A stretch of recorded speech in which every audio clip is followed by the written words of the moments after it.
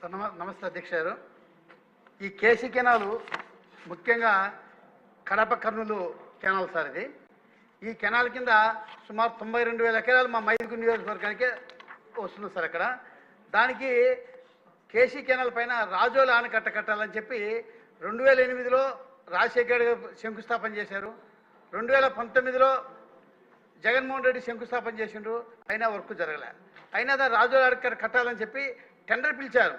Tender పిలిచినా కూడా work చేయకుండా వాళ్ళు కుందు నదిలో ఉన్నటువంటి ఇసుకను మాత్రం అమ్ముకుంటా ఉన్నారు, కానీ రాజోల ఆనకట్ట కట్టలే. అది దాని టైం కూడా ఎప్పుడు ఉందంటే 21లో అగ్రిమెంట్ అయింది, 24 మార్చి కదా కంప్లీట్ కావాలని ఉంది. అయినా కూడా ఇంతవరకు దానికి కంప్లీట్ చేయకుండా నిలబెట్టారు సార్ అధ్యక్ష. ఇప్పుడు ఆ కుందు నదిలో ఉన్నటువంటి రాజోల ఆనకట్టను అది ఇప్పుడు కర్నూలు పరిధిలో ఉంది ఆ ఆనకట్ట. దాని మన కడప కర్నూలు దానికి అలైన్మెంట్ ఇస్తే కన్నా మా కడపలో ఉన్నటువంటి దాన్ని ఇన్వెస్టిగేట్ దాన్ని చేసి దాని వర్క్ చేసేందుకు అనుకూలంగా ఉంటుందని నేను మంత్రి వారికి కూడా చెప్పడం జరిగింది. మంత్రి గారు కూడా దానికి సానుకూలంగా స్పందించారు. దానికి కొంచెం ఆర్డర్ ఇచ్చేస్తే కన్నా ఆ రాజోల ఆనకట్ట కడితే కన్నా శాశ్వతంగా మా మైదుగురు నియోజకవర్గానికి మా కడప జిల్లాకు శాశ్వతంగా నీటి అవకాశం బాగుంటుంది సార్. అందుకోసం మాకు అది చేయాల్సిందిగా మిమ్మల్ని కోరుకుంటాం సార్. గారు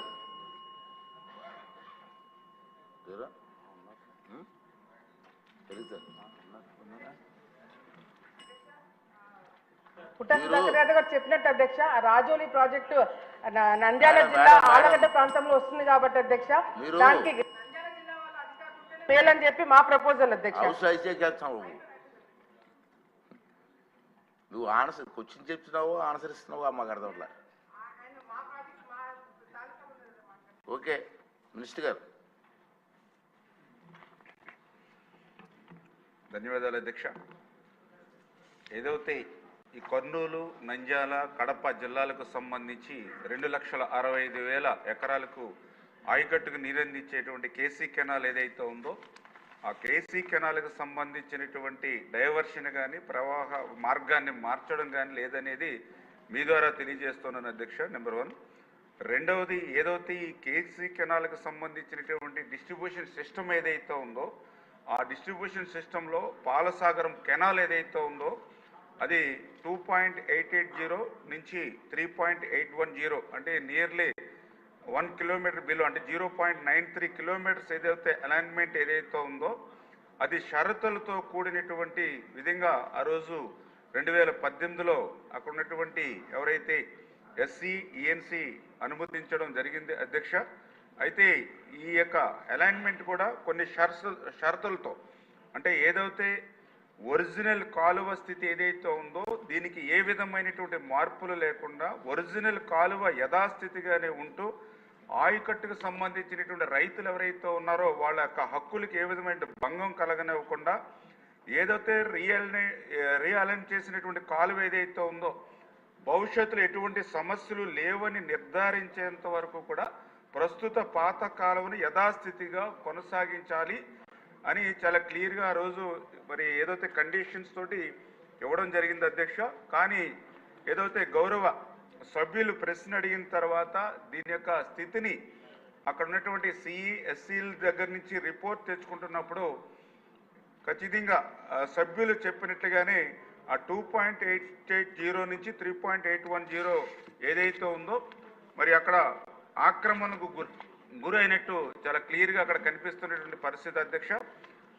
ఏదైతే మరి యొక్క అలైన్మెంట్ మార్చడం అనేది ఎందుకంటే అక్కడ రైతుల్ని ఇబ్బంది పెట్టి మార్చడం అనేది కరెక్ట్ కాదు అధ్యక్ష.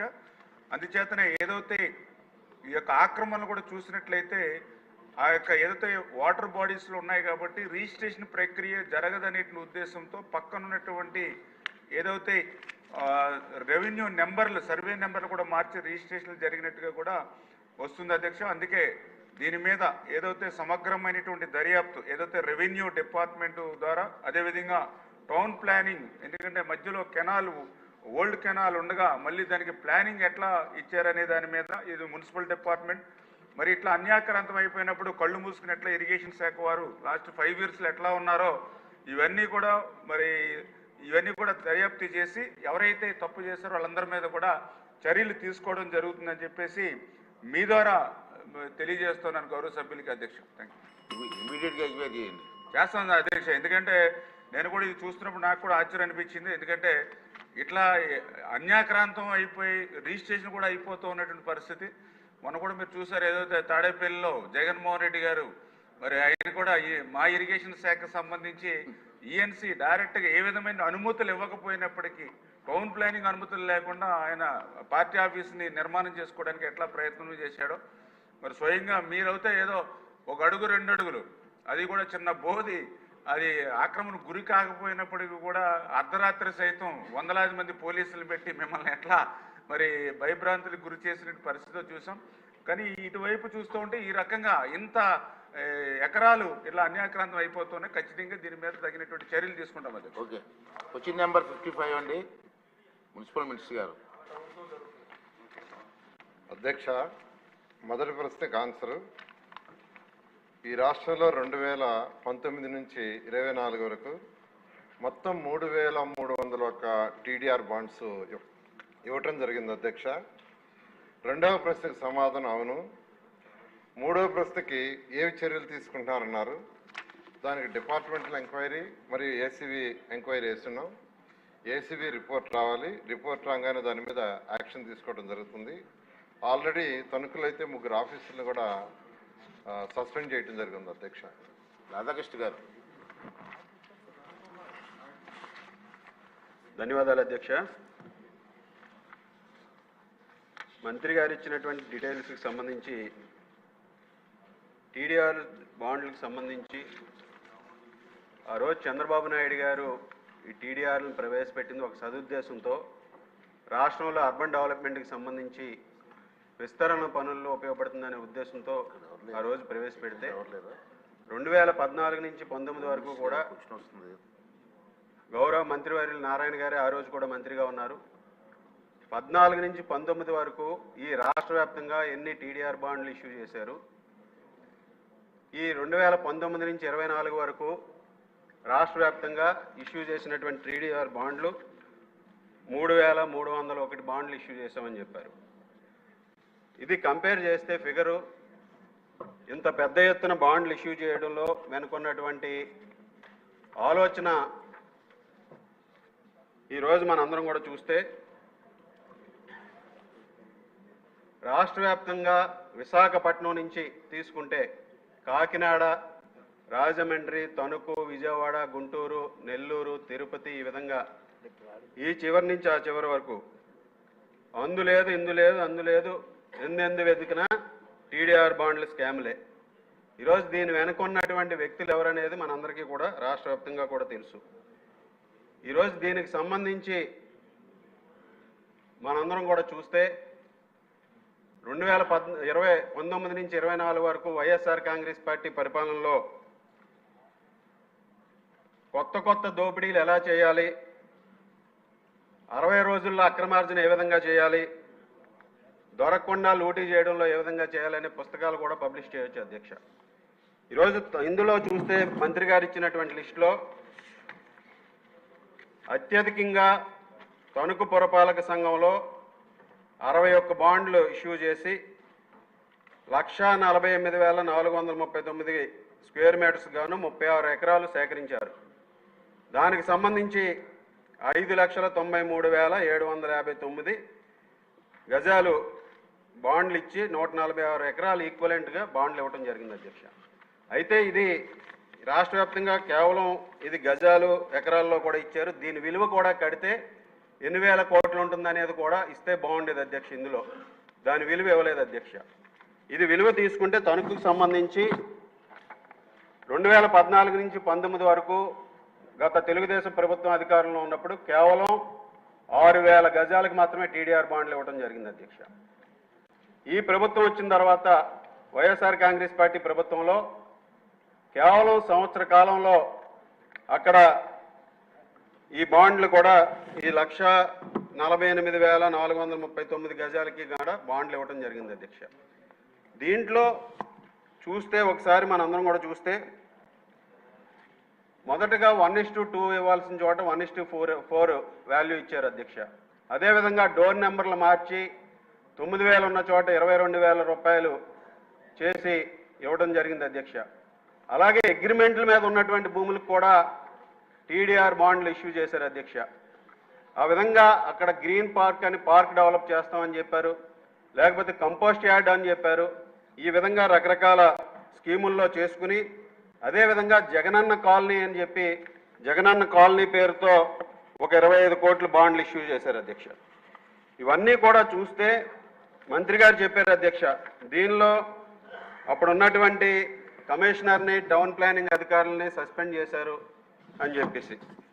కానీ తణుకు మున్సిపాలిటీలో కౌన్సిల్ లేనటువంటి సందర్భంలో ఈ టీడీఆర్ బాండ్లు ఇష్యూ చేశారు.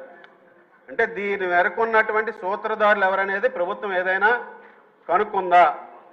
కేవలం పాత్రదారుల మీద చర్యలు తీసుకుని ఆ రోజు కమిషనర్ గారు దళిత వర్గానికి చెందినటువంటి కమిషనర్ గారు బలైపోయారు, టౌన్ ప్లానింగ్ అధికారులు బలైపోయారు. కానీ దీని వెనక ఉన్నటువంటి సూత్రధారుల పాత్ర మీద ఏదైనా ఏసీబీ ఎంక్వైరీ చేసిందా? చేస్తే దాని వివరాలు ఏదైనా మన దగ్గర ఉన్నాయా?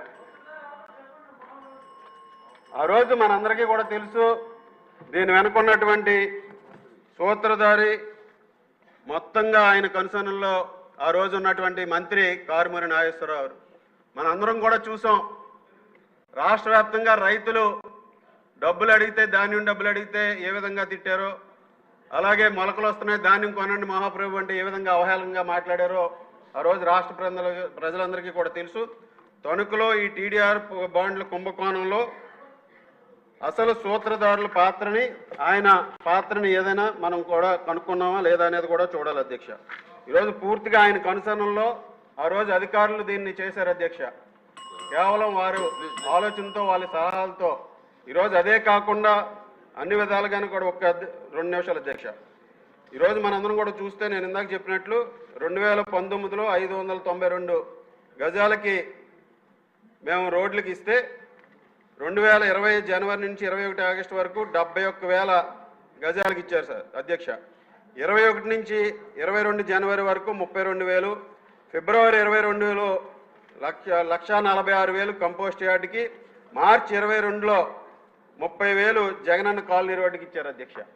సో దీని అంతటి వెనక కూడా ఉన్నటువంటి అదృశ్య శక్తి పూర్తిగా ఆ రోజు ఉన్నటువంటి స్థానిక మంత్రివర్యులు. ఆయన పాత్ర మీద కూడా దీని మీద ఎంక్వైరీ చేయాల్సినటువంటి అవసరం ఉంది అధ్యక్ష. అలాగే ఇవన్నీ కూడా చూస్తే సార్ ఇంకో అధ్యక్ష, ఈ భూములన్నీ కూడా కొనుగోలు జరిగినటువంటి వివరాలు కూడా చూస్తే 1 సంవత్సర కాలంలోనే చేతులు మారినాయి అధ్యక్ష. రిజిస్ట్రేషన్స్ అన్నీ కూడా వితిన్ సంవత్సర కాలంలో రిజిస్ట్రేషన్లు మారి మరలా ఇవన్నీ కూడా టీడీఆర్ బాండ్లు ఇష్యూ చేశారు అధ్యక్ష. దీని మీద మంత్రి గారికి మేము అడిగేది, దీని మీద అసలైన సూత్రధారుల మీద ఏదైనా ఎంక్వైరీ జరుగుతుందా లేదా? అదేవిధంగా ఈ సేకరించినటువంటి భూముల పరిస్థితి ఏ విధంగా ఉంది ఈరోజు? అటు మున్సిపాలిటీకి ఉందా, లేకపోతే వాళ్ళు ఇచ్చినటువంటి వారి పేరు మీద ఇంకా ఉన్నాయి ఈ భూములు? అలాగే దానికి సంబంధించి ఏ విధంగా ముందుకు వెళ్ళబోతుంది ప్రభుత్వం అనేది తెలియజేయాల్సిందిగా కోరుతున్నాను సార్. మాల్కొండ గారు.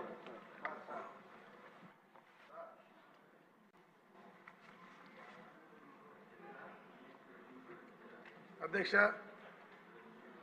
ముందుగా నాకు ఈ అవకాశం ఇచ్చినందుకు మీకు నమస్కారాలు. ఈ 16వ శాసనసభలో అడుగు పెట్టడానికి నాకు అవకాశం కల్పించినటువంటి మాన్యశ్రీ